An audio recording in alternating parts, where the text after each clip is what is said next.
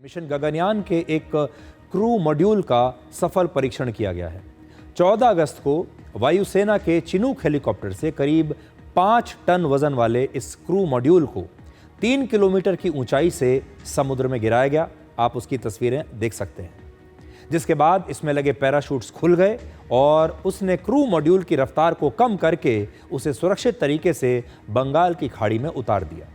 इस सफल परीक्षण का मतलब है कि मिशन गगनयान के क्रू मॉड्यूल का पैराशूट और रिकवरी सिस्टम बिल्कुल ठीक तरीके से काम कर रहा है और भविष्य में जब हमारे अंतरिक्ष यात्री अपने इस मिशन से पृथ्वी पर वापस आएंगे तो ठीक इसी तरीके से उनकी सुरक्षित लैंडिंग समुद्र में कराई जाएगी।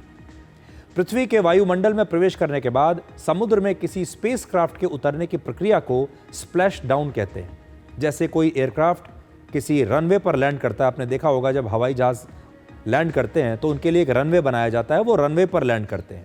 ठीक उसी तरह से आपने ज़्यादातर जो स्पेसक्राफ्ट हैं उन्हें पानी पर उतरते हुए ही देखा होगा, क्योंकि स्पेसक्राफ्ट के लिए ज़मीन के मुकाबले पानी पर लैंड करना ज़्यादा सुरक्षित माना जाता है।